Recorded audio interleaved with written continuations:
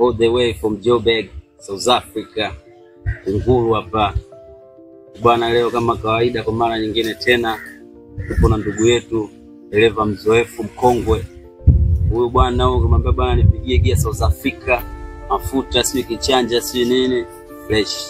Nipigie pelekee Kongo, fresh. Mjumbula si wapi, fresh. Rwanda, Burundi, fresh. Inakuaje box mnyama? Bwana kama kawaida, kama kawa. Jua harakati zinasemaje? Kweli mwanangu, nakutafuta sana mwanangu. Ndio kama hivi sasa tunaonekana. Ya kwanza bwana imeenda sana. Kweli ni kweli, nimeiona mimi mwenyewe. Na comment umezisoma? Nimesoma comment kibao. Nzuri. Nakubali mwanangu, sisi kama kawaida yetu hatuna habari za kimataifa, za michezo, za biashara. Hapa ni Tori, tukiwa Tori. Sio umetuandalia nini ndugu yangu? Bwana, leo na story moja ilitokea Kongo, sehemu moja panaitwa Lubumbashi town pale. Tulibeba, nakumbuka ilikuwa mwaka 2021. Ndio. Kwa mwaka 2021 tulibeba mzigo wa jeshi. Ule mzigo wa jeshi ulikuwa unaelekea Lubumbashi. Ndio. Kwa hiyo tulifanikiwa kutoka gari kama 8 hivi, konvoi moja, kampuni moja. Ndio. Tulitoka vizuri, tukatoka asubuhi nakumbuka.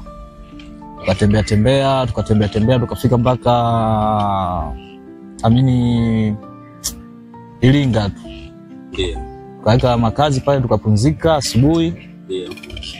Kaanza na safari. Kaja kulala sehemu moja panaitwa Igurusi. Nalala Igurusi pale, nimeamka mapema tu, tuko boda Tunduma. Pale tumekaa kama siku 2 na mzigo wa jeshi wenyewe unaga mambo mengi sana. Tukatoboa, tukavuka, tukaingia upande wa pili wa Zambia. Tukatembea kama siku 2 hivi mpaka kufika Kasumbalesa. Pale nako tukukaa sana, tukafika Lubumbashi town pale. Sababu mzigo wa jeshi wenyewe unajua chapu haraka tu, haina mambo mengi, watu wanaheshimu sana. Ndio. Kafika sehemu moja tulikopokewa ni kama kambi tuseme, yani ni kama eneo la jeshi. Kwa hiyo wakatuweka mule ndani kwenye mzigo wao kushuka. Kwa hiyo tulisubiri kushusha, tulikaa kama siku 7 hivi sikosei, mpaka mzigo unakuja unashushwa. Bwana, siku 7 zile bwana ilikuwa ekaeka sasa. Mule ndani kwenye hadi ile wanajeshi. Umeona? Ilikuwa kama ekaeka kwa sababu siku ya kwanza tulikaa mlifanikiwa kufikisha mpaka Lubumbashi town pale. Ndio. Kwa sema kushusha ni position mzigo na kushuka pale. Kwa tumepaki. Ndio. Nasikilizia mazingira ya kushusha. Ndio. Kwa siku ya kwanza ikapita, siku ya pili naamini. Siku ya bwana tulipaka wali na nyama ya kuku. Watu kama 3 walichanga pale, tukanunua kuku kama 4 hivi. Ndio. Kachinja na mchele tukala. Ndipo kula sasa tukawa tumebakisha mazingira ya kama kipolo cha kunywa chai asubuhi. Unajua tena maisha barabarani bwana ndugu yangu. Tukacheki kipolo chetu, tutakula chakula asubuhi. Tukawa kile chakula tumeshakipika, tushakula ile usiku, tumekihifadhi katika container pale. Tuseme nyuma ya ozi kwa chini pale. Ndio. Kwa tumehifadhi chakula, tumeweka sufuria zetu pale, mchele, kuku nini, unajua mboga zimebaki zilikuwa nyingi. Ndio. Naweka sasa, tumelala asubuhi, tumeamka, tunaandaa chai nini na nini. Inabidi tuamshe vijana fulani tu pale ambao ni matani boy. Kaambia oya bwana, hebu kaandaeni chai basi tuanze mazingira kupika. Jana ameandaa chai, kijana mmoja ndo akachukua kipolo chetu. Bwana nakuta kile kipolo kionekani pale. Yaani tulikokiweka kipolo hamna. Umeona Watu kuna mtu kashapita naye. Sasa tujajua sasa. Umeona. Sasa lawama ilikuja kwa mtu ambaye ile kipolo kimelala kwenye gari yake. Bwana wewe haiwezekani, unaonekana usiku likiamkia bwana ukachapa nyama zote, ukala mchele wote ile, ukamfanya mjanja jamaa alikataa. Sio mimi siwezi kufanya hivyo. Nimekula usiku nimeshiba inatosha, lakini useme nimeamka usiku nimekula kile hicho chakula haiwezekani. Sio mimi. Hebu tumtafute nani alokula hicho chakula. Sisi tukaachana nao, tukanunua mikate pale, watu tukala mikate na chai. Siku ikaisha. Unajua katika safari kama hizo lazima kuna mtu mmoja atakuwa yani akili zake sio Yani atakuwa ni akili mchenjewa amekaa kila sehemu muda wote anamzimua yule jamaa, wewe nini umekula chakula umekula chakula bwana ikutosha. Ikafika mida ya saa 7 saa 8 hivi tukaenda tukanunua samaki, tukapika tena mchele, lakini tukasema hichi nao kinaweza kitaliwa tukiweka kiporo, ila mmoja akashauri kama kitaliwa hichi inabidi tumkamate mtu ambaye anakula. Sasa tufanyeje? Kwa hiyo ikabidi pale tule tupakue kile chakula. Kaza tukatia ambacho cha kunywa chai asubuhi. Kingine tukakitia na mboga kila kitu tukaweka pale pale ambako chakula kilikoibiwa jana yani. Tukakihifadhi. Tumehifadhi chakula pale. Ilipofika kama saa 3 usiku hivi saa 4 unajua media watu tu mapema tunaingia kulala kwenye kibini tunatulia tunasikilizia. Sasa ikawa kuna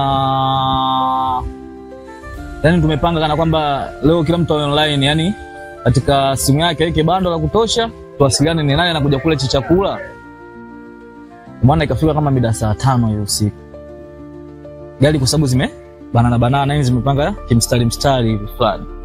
Kwa hiyo tunamuona kuna wajamaa wawili lakini ni wanajeshi wa Kikongo. Sasa wanajeshi wa Kongo wana wamekuja na tochi, wamepiga yani wamewasha ile tochi yao pale kwenye sehemu ya kwenda kuweka chakula pale. Sasa ndio wanaambia no kipo unajua yani chakula kipo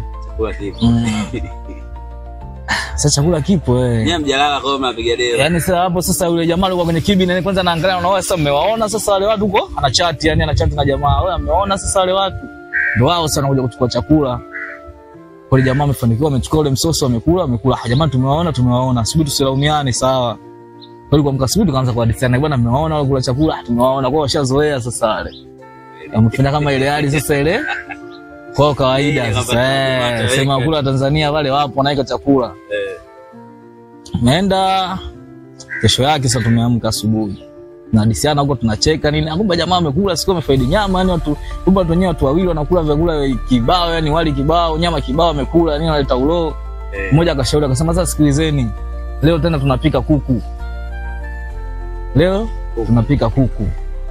Kwa hiyo kama kawaida tukachukua kuku wetu watatu pale.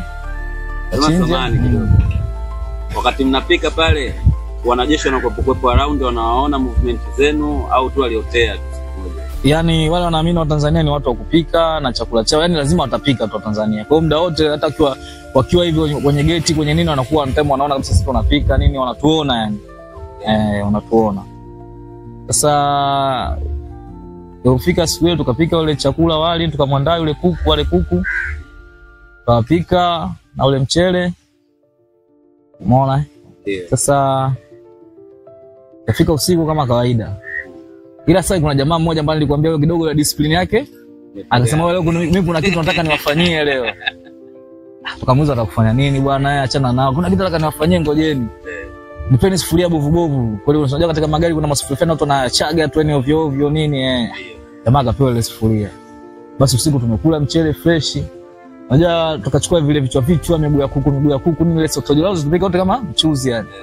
Akachukua na wali ukapakuliwa kidogo ukaekwa. Sasa ajabu yule mwamba ndio alichukua sufuria alichukua na kile chakula. Sasa hatujajua kile chakula alienda kufanya nini. Ndio. Yaani hatujajua kile chakula alienda kufanyia nini. Akaweka pale ile sehemu. Yaani tumeona tu mchele ushakuja mchele uko juu mwingi tu. Afu na mboga na vile vichwa vya kuku nini miguu ya kuku akatia kaweka pale. Unaona Kaeka usiku kama kawaida jamaa amekuja pale kama saa 6 hivi.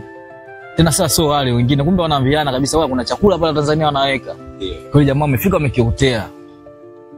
Sisi tupo kwenye kibi sana jamaa kawekea nini sija kawekea sumu akasema mimi sijawekea sumu ile kitachotokea nyie mtaona.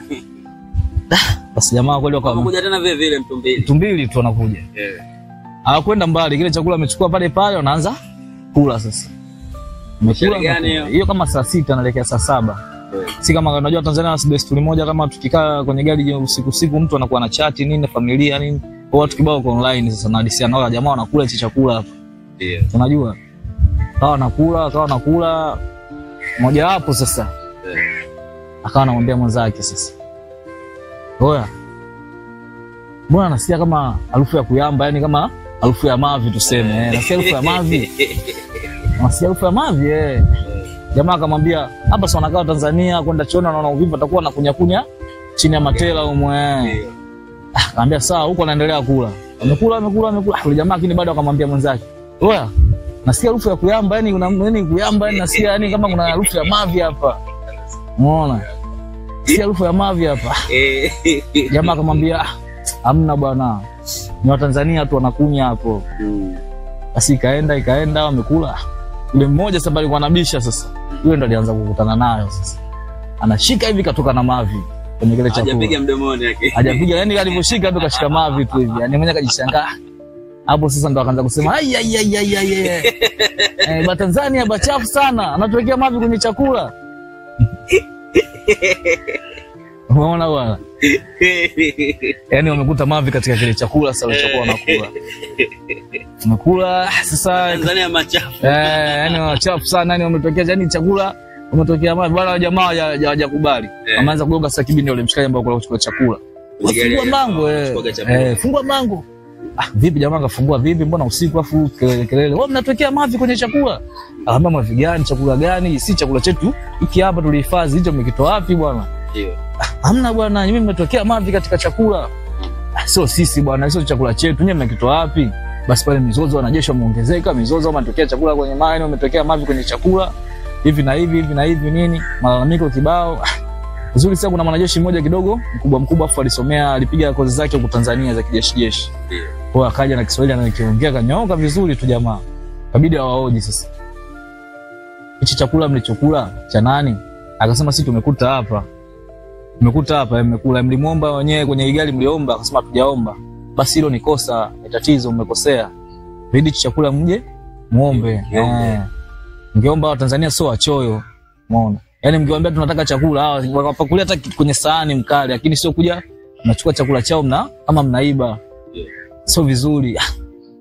Jamaa yani wamekubali, lakini kiongozi wao kwa sababu kaongea wamekubali, lakini bado kaani roho inawauma.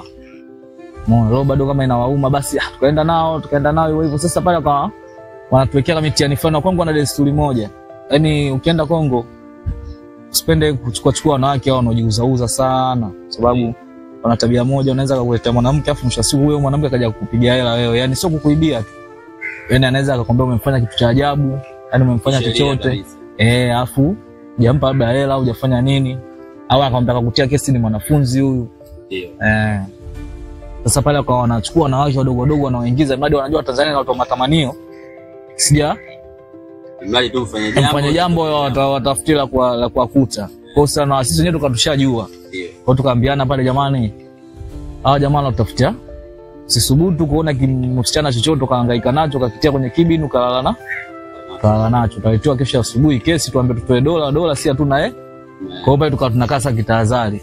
Bwana tulikaa tena kama tulishusha kama siku 2, lakini zilikuwa za moto. Umeona? Wanajeshi bado hajakubali. Umeona? Jakaa hapo tayari mzigo wetu tushashusha tena, wakatugea karatasi zetu zile. Sisi tukaondoka. Umeona? Sasa kwa mimi ndugu yangu na maswali mawili. Ndio. Lakini inabidi umjibie yule mshikaji aliyofanya kile kitendo kwa niaba. Hivi wakati mnafanya kitendo kile mkuogopa kwamba jamaa watu wa vita nini afu wanajeshi hawezi labda kuleta station fulani ambazo zingeza zikakosti? Yaani unajua kisheria ni kosa kumwekea mwenzako chakula, yani hata kiimani na kiitikadi. Huwezi kuweka kwenye chakula, huwezi kuweka mavi, lakini ndio unaposema kama kila mtu ana akili yake. Yule jamaa alitumia kama akili yake yani ya tofauti kufanya vile, si ndio?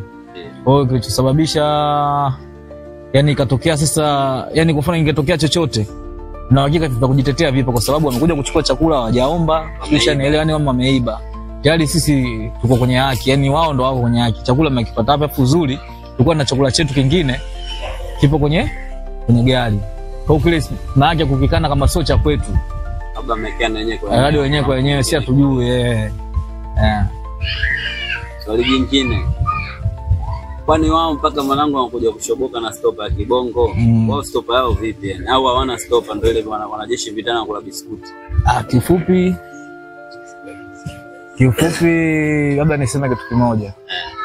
Mimi nimejitahidi kutembea sio nchi nyingi lakini kama nchi kadhaa tu hivi. Zambia, Kongo, Burundi, Rwanda. Umeona? Na wapi tena vingine Uganda, Kenya. Kifupi Tanzania tunakula vizuri. Yaani tunajua kupika. Na Tanzania ni Mtanzania akiwa anapika chakula. Yaani kifupi naweza kusema hadi Afrika Mashariki yote. Tanzania tuko vizuri kwenye masuala ya chakula. Yaani chakula tuko vizuri, yani nipo quality. Yaani Mtanzania angekupikia hapo. Yaani ukikaa kule unajiuliza jamaa anakaangiza nini yule? Umeona? Jamaa anakaangiza nini kule? Yaani Mtanzania uko vizuri kwenye masuala ya kupika, sio uongo.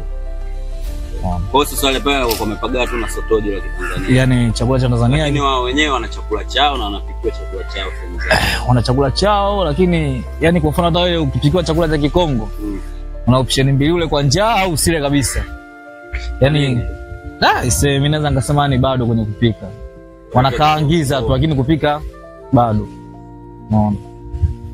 Bado. Wewe michuzi au nini? Sasa hiyo michuzi yenyewe si mpaka apike michuzi. Kama China kwamba kwenye chakula za kitimoto ya China wanaweka mpaka sukari mwanangu. Serious.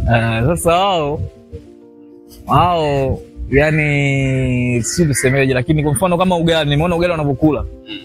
Kwanza unaweza kusema wanakula kichoyo sababu wanapika ugali wanakatakata matonge, yani unakatoa tonge moja moja kama mko 8 pale, kwa kila mtu anajua tonge lake. Akibakuli cha mboga labda kimoja. Wewe unachoa, yani unakata, yani mkono unashika ugali huko unakata hivi unakula. Umeona? Yani ugali umeweka hapa mkononi. Unakata tonge unakula. Kwa ugali wako wote umeshika mkononi. Wa moto umepoa. Wa moto hivyo hivyo wanakula. Wa moto hivyo hivyo. Kweli mwanangu. Sema sio poa. Kwa mlirudi Bongo salama. Bwana nashukuru, na uzuri kwetu tulipakia mzigo tukarudi nao. Ifika salama basi. Jambo likubidi tena pande hizo. Huko kwenye mzigo wa jeshi tujaje kubebaga. Mzigo wa jeshi kupata safari nyingine labda mafuta kapeka Lubumbashi au mzigo mwingine. Ishatokeaga katikati hapa tukaenda, lakini kaenda vizuri. Tupata tu ya container, mimi nilipo kwenye makontena haya. Unapiga container. Kwenye vichanja vya container haya. Kwa kule sasa hivi ukienda tu fresh. Shazoea, ndo hali ya utafutaji wenyewe wanasema, ndo utafutaji. Alafu kingine pia nasikia mwanamke mmoja aligusia kwamba akasema walileta mtoto fulani hivi kama viwapagawisha, unajua kwamba yeye kwa sababu mtu si unajua umetoka safari umekaa miezi siku zote hizo kuja kukutana na mtu mzee. Kweli. Kwa sasa kuna story moja hivi nilisikia stories kwamba wanasema pia sometimes anaweza kumtuma mtoto mdogo aje akuombe kama msaada fulani kwamba baba chakula au nini. Afu kimpa chakula yule mtoto yule watu wanakuja na kulaumu kwamba anasema amempa mtoto chakula kibaya. Ni kweli hiyo shay kutokeaga tipo fulani nakumbuka. Yaani tulipikaga wali na maharage siku hiyo. Hadi tunapika, kuna mama mmoja akakaa na mtoto wake kwa pembeni anatuona hivi. Kwa tunakula lakini kiafu yule mtoto akawa amesogea karibu. Akatuambia wewe sikia njaa, mtoto mdogo yani walika fulani hivi miaka 7 miaka 8. Sikia njaa. Nisemi huruma iliniingia, nikasema labda nimpakulie chakula hiki niweke ale. Na jamaa akanizuia, bwana usimpe chakula, achana naye. Kamuuliza kwa nini, akaniambia bwana umeona walivyo. Sasa hivi ukipakua chakula ukimgea sikashiba vizuri, anaenda kwa mama yake lazima aje kwa wema, lakini baadaye inakuja kuwa kesi kwako. Kama anasema umemwekea sumu kwenye kile chakula. Kwa jamaa alichofanya alitoa 1000 ya kwao, akampatia yule mtoto akarudi kwa mama yake. Lakini chakula hakupewa, alikazia kabisa. Ukimpa hela fresh. Mpe hela tu fresh, lakini chakula ni tatizo Hapo nimekugeti mwanangu. Kama mimi nakubali sana. Ongea na vijana hapo kuhusu fursa zilizokuwepo humo kwenye mambo ya usafirishaji. Kama kuna fursa zozote waamke, je criteria ni nini, mtu afanyaje mpaka afike katika level ambazo nyinyi mmefikia. Unajua vijana wengi, watu wengi wanaogopa safari kwa sababu nakuta mtu labda ameondoka Kongo amekaa miezi 3, miezi 4, mwingine hadi miezi 6 hajarudi kwao. Kwa hiyo wanahofia familia zao wanapoziacha nini na nini, umeona. Afu nakuta labda mtu amerudi anaona mbona ukarudi lakini simuelewi, yani kama karudi ana kitu hivi, umeona. Kwa hiyo wasiogope, wapambane kwa sababu fursa ni sehemu yote, yani sehemu yote unaweza kupambana na maisha ukatoboe. Ukatoboa vizuri na maisha yako yakaendelea. Kwa hiyo tusiogope kwenda safari, na unavyoenda safari unakuwa unajifunza vitu vingi sana. Yaani unajifunza vitu vingi sana. Unaona kukaa na watu, unajua katika jamii fulani wanaishi hivi, wanakaga hivi na hivi.